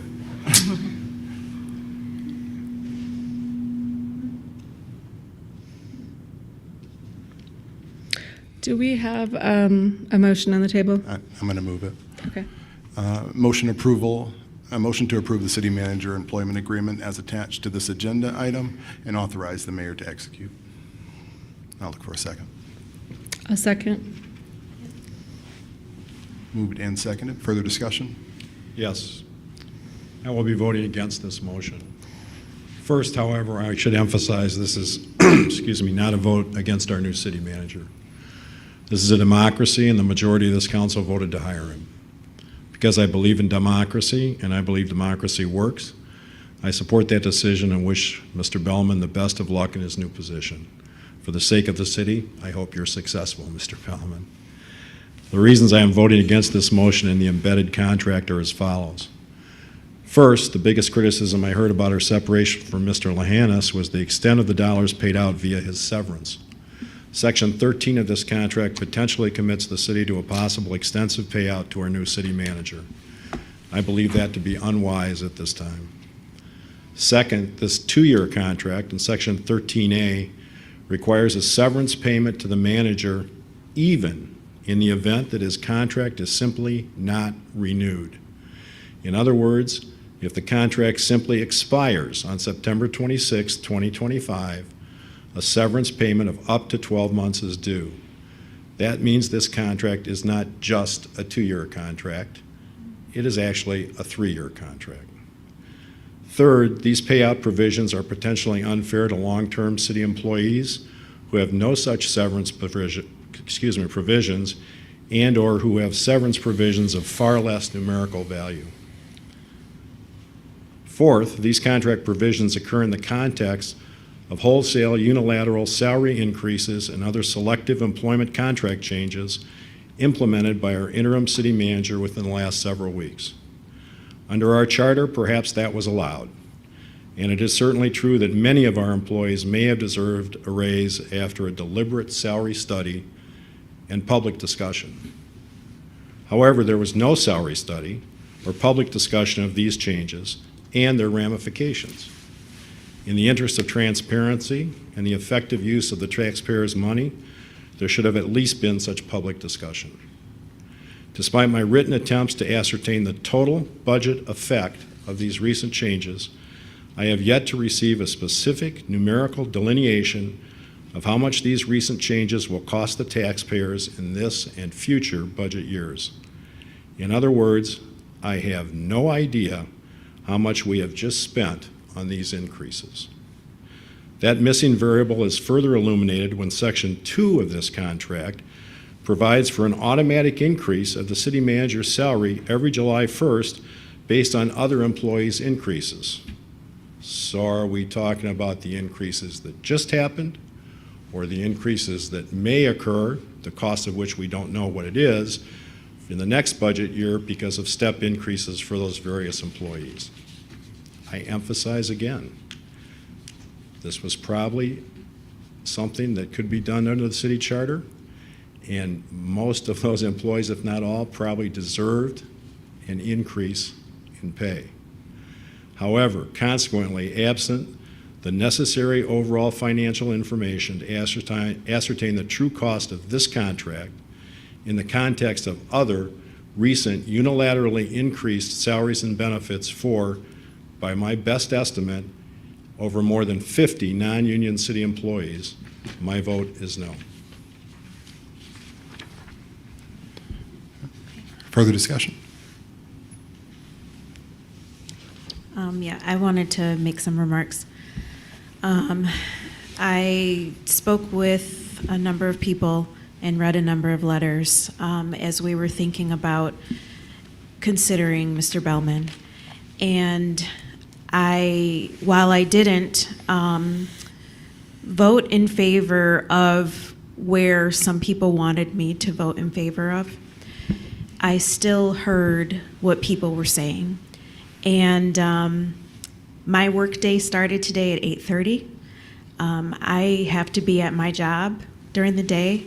And so my intentions are never to set this city up for failure. I believe Mr. Bellman was the best candidate, but also now, just going forward, I believe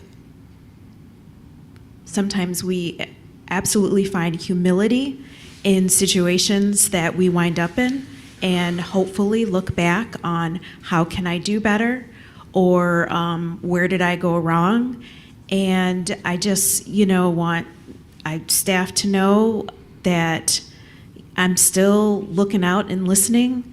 And I also believe, just for everyone, that this is an opportunity to talk about what leadership looks like, what a good workplace looks like for people, and just have that ongoing dialogue in a different way, because somebody new is coming in, and because we have people that have been through some city managers, and so they have an understanding of the type of boss they're looking for, and also like what works for everybody, so that we happily want to come into our jobs every day.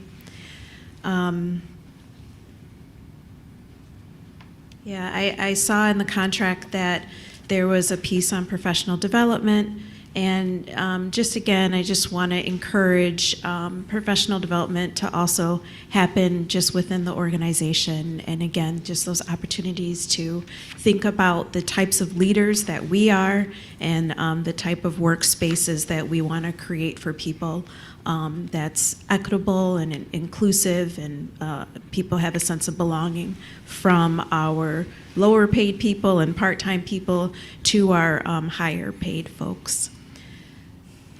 I look forward to hearing from staff and Mr. Bellman, and I'm happy to welcome you to this community. I chose East Lansing, which is barely affordable for me, but I have 3 kids, and we have really great school district here, and I love the diversity here, and just kind of upholding that we do like to say and be a community of inclusion. So I will be voting yes, and I just, again, wanted to take an opportunity to share that. Thank you. Discussion? Hearing, seeing none. All in favor? Aye. Opposed? Aye. Motion carries 4-1. Can I take a point, Of Mayor? course. Mr. Bellman's here with us tonight, and so I just wanted to acknowledge you coming in to our city and welcome you. I will not be working with you for very long because I'm on my way out, but I'm here in the interim, and anything I can do to smooth your entrance into our great town, I would make myself totally available to you, and you have the honor of working for an incredible community. Welcome. I'll state just before, I'm going to invite Mr. Billman up if you'd like to issue comment. But yeah, just to understand, I think being around this, I was with several mayors today and looking at the public work that you all do in this at this point, and it's I would caution, as myself, someone from the private sector, working with the public. I think public work in the public sector is in the place where education was some years back. I'm seeing really the blood sport of the stuff and the political elements bleeding into this side of the actual work that's done day to day. It's fearful for me as we're looking to attract younger people, as we look around this room to who's going to be next in these roles and positions. I think that the tenor and the political nature of some of the stuff, and even through this process, is unhealthy. And I sat with 10 mayors today in the coalition of black mayors here in Lansing, in town, and this is kind of the same tenor all over the place. I think it has to stop. I think people who do public work, and having talked to a lot of people through this process, and even some former employees and other people along the way, I think the reason they do the work is a passion for public work. There's other places to make more money. There's other places to do other things, and I really would like to see that us exemplify that here in our public work and for our community. And I trust that you'll do your best to be inclusive, to allow all the voices to be heard here, and to avoid some of the pitfalls that have challenged us in the past. But I'll welcome you up to the podium if you'd like to give words.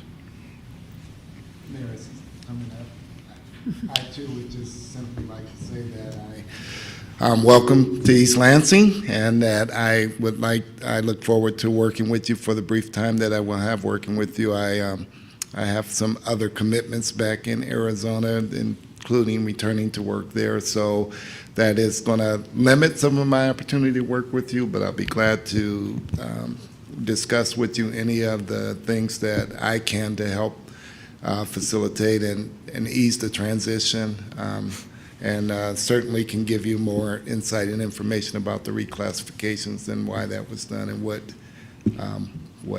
why that was necessary as well. So it has nothing to do with the colder weather coming? No. Okay. Well, maybe a little. Mayor Bacon, Mayor Pro Tem Gregg, and City Council members, thank you for approving my contract. I also like to express my appreciation to Emily Kenny and John Clark for negotiating. It was several weeks in the process, and we worked hard to try to get one that was agreeable to both parties. I am excited to start as your next city manager, and I'm excited to work with you, city staff, the various boards and commissions in your continued efforts to address residents' concerns while providing quality services and growing the community in a healthy, balanced way. I ask that you please take the time to get to know me. I know there was a lot written about me. I know there were a lot of comments made about me. So I ask that you take the time to get to know me. I believe that's the cornerstone of this community, and I just ask for that time. Likewise, I will work hard to get to know all of you and all of the city staff and the residents and the very volunteers on the boards and commission. I finally want to thank Randy for returning to East Lansing and providing leadership during a time of need. Thank you very much. Congratulations. Thank you. All right. Next up, closed session, item 5.1. The city attorney requests that closed session pursuant. Oh, right. I'm sorry. I'm sorry. If I may, and I know this is slightly out of order, I'm going to ask Mayor Bacon and the council if you would not mind if you would give me a few moments to address you all this evening, if that's okay. Absolutely. First, I want to welcome Mr. Bellman to our community. It's not an easy task that he went through to apply to be city manager here. It was not easy for any of the applicants, as we all were able to see ourselves. So I want to speak strictly from myself. I am not here representing my department necessarily, which is the Department of Planning, Building, and Development. I do report directly to Tim Dempsey. I've reported to him in years past. I've also reported to Tom Fehrenbach. I also reported over the years to people named Howard Ash. I've also reported to Chief Forlander, which I know I almost said current chief. Interim City Manager, prior chief knows well. So there's a whole host of people that I have reported to in my somewhat long tenure here. I have worked for the city for over 25 years. I started here as a part-time employee in a position that was brand new to this city. Problem property specialist. That position does not exist anymore, and I'm kind of glad that title has faded away very quickly. It's not a very good title. My years here, I've had a number of titles, many titles. For me, they really didn't mean anything much different other than I was here to do the work of the city and the work that the city manager asked me to do and the people that I reported to, and also the residents of our community. I've spent a lot of time here. I've spoken to a lot of councils. I've worked with a lot of council members and a lot of mayors. So I just wanted to take a moment this evening. I did write notes. I never write notes. My now adult children sometimes have said, "Mom, you're a freak," because you will just get up and speak. So I did write notes. I'm not sure I'll follow them. I haven't much so far. Really what brought me up here is a lot of the things that were brought up tonight by you all. I want to first say to Randy, thank you for your comments that you said when you say staff comes here, listens, puts their head down, and does the work. That's really what most of us have done for a long time here. That's really what my co-workers have done, and that's what we really try to do. There's been a lot that's swirled around us for a long time. I've had some great working experiences here at the city. I've had some not so great working experiences. I'm in enforcement, so you know. And I've had some tough times here recently. But no one really has spoken to me about that. I often read that staff has been spoken to, and then I kind of pick up on that I think lots of times people are talking about the department under which I personally work. But yet, I haven't really felt included in the discussions. I have seen where people have spoken of an in-group and an out-group, and I don't know what that means. And I feel that some people have made decisions about that, and made decisions probably about me and where I am, and yet I don't know where those groups are. And I don't know what that means. So I just want to say that I believe the staff that I work with, I believe the cohorts in our organization that I spend time with will be supportive of our current city manager that you have all just chosen. As many of you said, there's a process to be followed. That process was followed. We are a staff of professionals. We will continue to be a staff of professionals. I would like to be treated as such, and I ask that of everyone.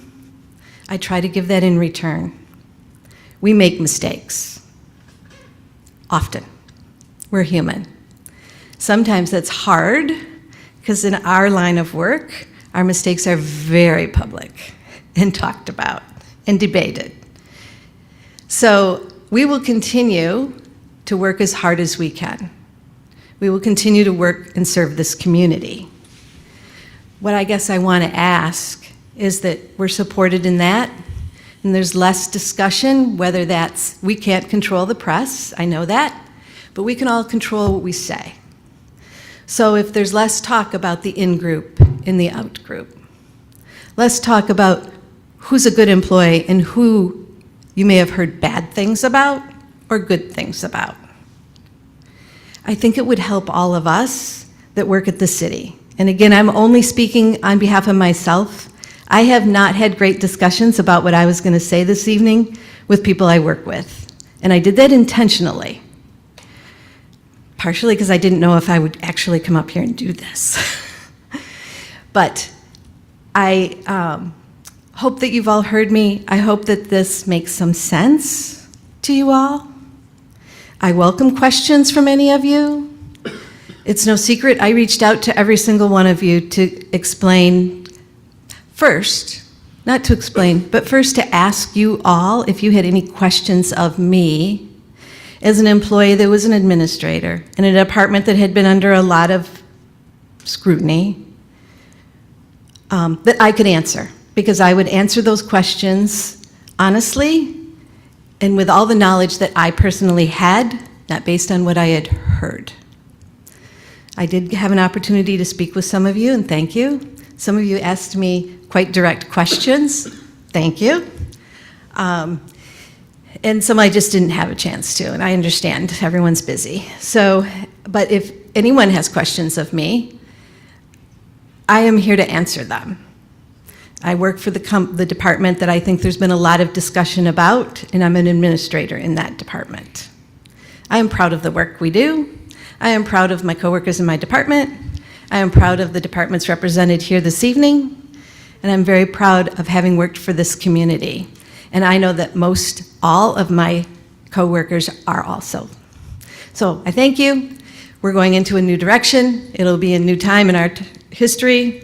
And I can assure you that our staff will be professional and welcome our new city manager to lead us on. Thank you. Thank you.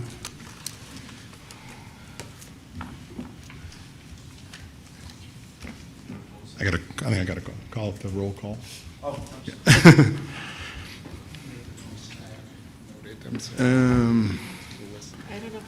I don't think we made it that far. So moved. Okay. Second.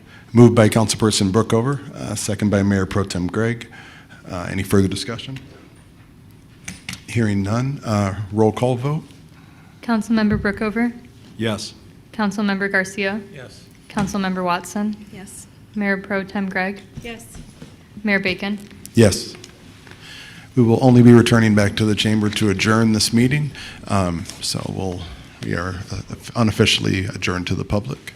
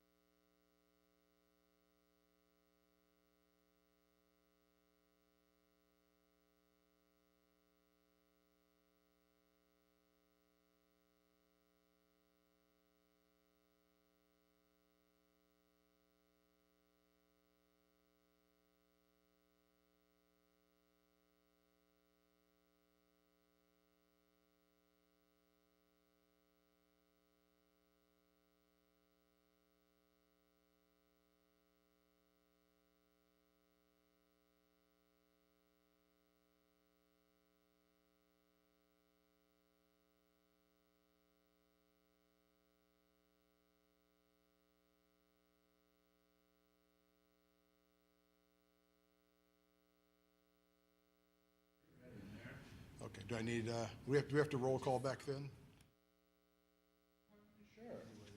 We don't have to roll call again, do we? Do we have to roll call back in from the closed session? I don't. I don't think you guys have previously. Yeah, I don't think so either.